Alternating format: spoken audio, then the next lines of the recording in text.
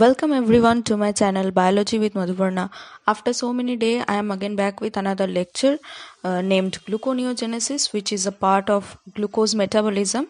So I will prioritize to finish this glucose metabolism first, then I will move on to next segments of biotechnology or microbiology.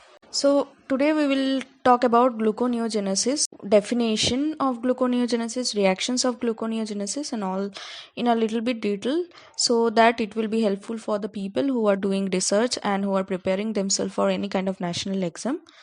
So let's begin with the definition first. The supply of glucose from food sources is not always sufficient. Between meals and longer fasts or after vigorous exercise, glycogen is depleted. For these times, organisms need a method for synthesizing glucose from non-carbohydrate precursors. This is accomplished by a pathway called gluconeogenesis, which convert pyruvate and related 3 and 4 carbon such as lactate, glycerol, etc. compounds to glucose. So basically gluconeogenesis is a procedure by which glycogen is converted back into glucose. Location of gluconeogenesis in mammals, gluconeogenesis takes place mainly in the liver and to a lesser extent in renal cortex. So now we will look into some points about gluconeogenesis which are important in a way. So first, the glucose produced passes into blood to supply other tissues. After vigorous exercise, lactate produced by anaerobic glycolysis in skeletal muscle returns to the liver and is converted to glucose, which move back to muscle, returns to the liver and is converted to glycogen, a circuit called the Cori cycle. So basically here they have I have explained what is Cori cycle, about which I have talked in my previous lectures also. So in plant seedlings, stored fats and protein are converted via paths that include gluconeogenesis to the disaccharide sucrose for transport throughout the developing plant. Next is, in many microorganisms, gluconeogenesis starts from simple organic compounds of 2 or 3 carbon precursors such as acetate, propanate in their growth medium. Although the reactions of gluconeogenesis are the same in all organisms, the metabolic context and the regulation of the pathway differ from one species to another and from tissue to tissue. Next, we will come to glycolysis and gluconeogenesis. So, gluconeogenesis and glycolysis are not identical pathways running in opposite directions, although they do share several steps. 7 out of 10 enzymatic reactions of gluconeogenesis are the reverse of glycolytic reactions. However, 3 reactions of glycolysis are irreversible in vivo and cannot be used in gluconeogenesis. So let's look into the reactions which are irreversible steps of glycolysis. That is step 1, in which glucose is being converted into glucose 6-phosphate. Step 3, in which fructose 6-phosphate is getting converted into fructose 1,6-bisphosphate. And step 10, where phosphoenol pyruvate is being converted into pyruvate. If you look into these 3 steps, you will realize that in each of these steps either ATP production is happening or ATP investment is happening. So in the first 2 steps we are investing ATP, whereas in the last steps we are getting our ATP back, or we are gaining our ATP. So then these reactions are characterized by a large negative free energy change, whereas other glycolytic reactions have delta G near 0.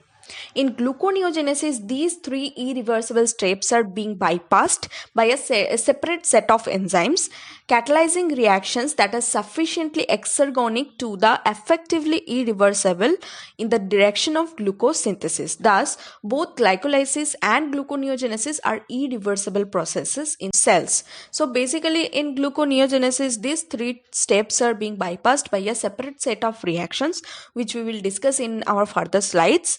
And as three reactions differ in the both pathways. So as a overall pathway, both the pathways in cell are irreversible. So in animals, both pathway occur in the cytosol.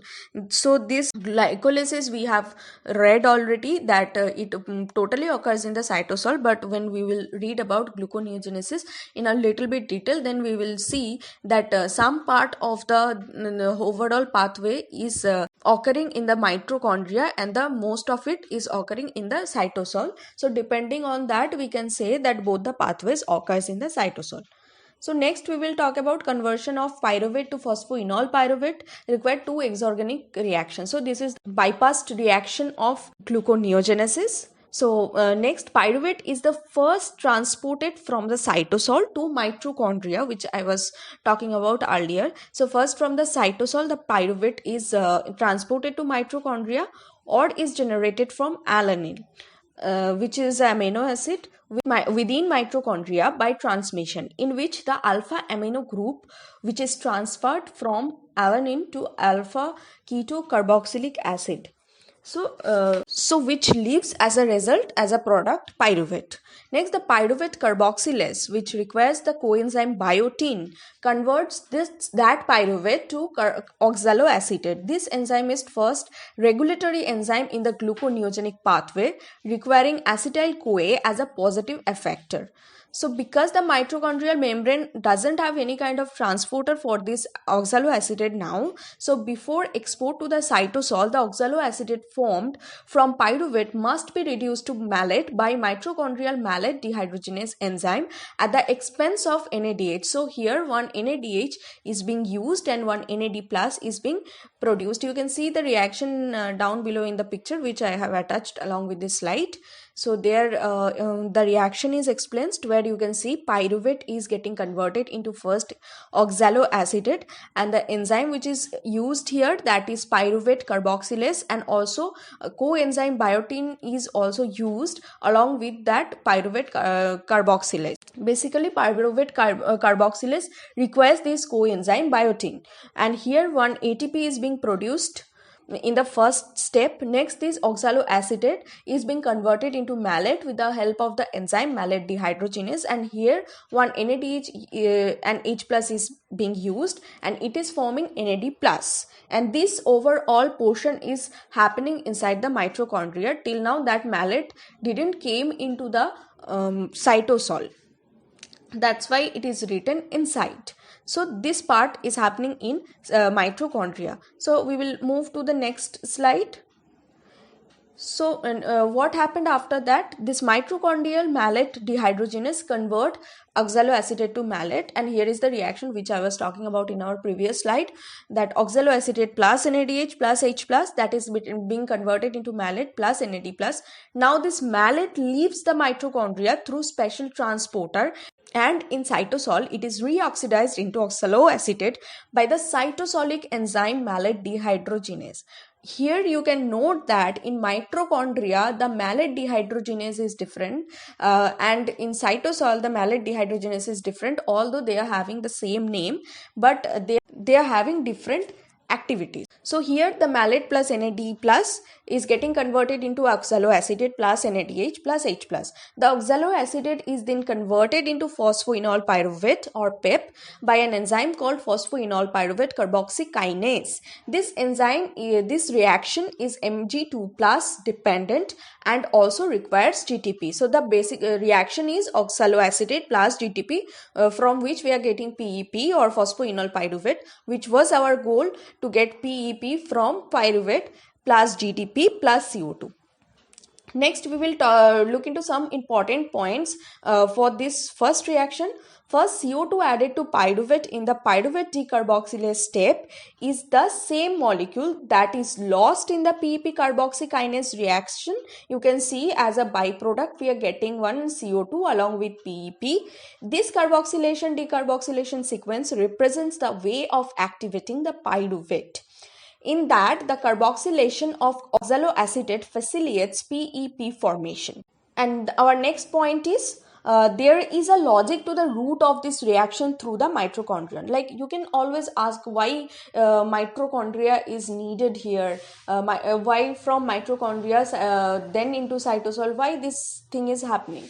So there is one more importance apart from the fact that mitochondria doesn't have any transporter for the oxaloacetate. That's why they are converting that oxaloacetate to malate. Apart from that, one more important fact is there why it is happening. So let's look into that. There is a logic to the root of this reaction through the mitochondria. The NAD plus ratio in the cytosol is 8 into 10 to the power minus 4, about 10 to the power 5 times lower than in the mitochondria, because cytosolic NADH is consumed in gluconeogenesis. Glucose biosynthesis cannot proceed unless NADH is available. The transport of malate from the mitochondrion to the cytosol and its reconversion there to oxaloacetate effectively moves reducing equivalents of the cytosol where they are scarce. This pathway from pyruvate to PEP therefore provides an important balance between NADH produced and consumed in the cytosol during gluconeogenesis. So that is how they are balancing the NADH scarcity in the cytosol. Next, we will go to the second reaction, second bypass reaction rather, which is named as conversion of fructose 1,6-bis-phosphate to fructose 6-phosphate. So this is the second bypass reaction. This reaction is catalyzed by an enzyme called fructose 1,6-bisphosphatase or FPPase1, which causes the irreversible hydrolysis of phosphate at C1 position. So here what is the reaction? Let's look into that. Fructose 1,6-bisphosphate plus H2O is giving us fructose 6-phosphate plus 1-pi or inorganic phosphate. So we will come to our last reaction, is conversion of glucose 6-phosphate to glucose. This reaction is catalyzed by glucose 6-phosphatase, which hydrolyzes the phosphate at C6 yielding a glucose molecule. So here the reaction is glucose 6-phosphate plus H2O, which gives us glucose along with a generation of one molecule of inorganic phosphate. So lastly, glycolysis and gluconeogenesis are reciprocally regulated to prevent wasteful operation of both pathways at the same time. So this was our lecture about gluconeogenesis, and I hope I will get back to you as soon as possible to complete this glucose metabolism as a whole. Till then, everyone stay safe as pandemic is going on. Don't forget to wear mask and use sanitizer.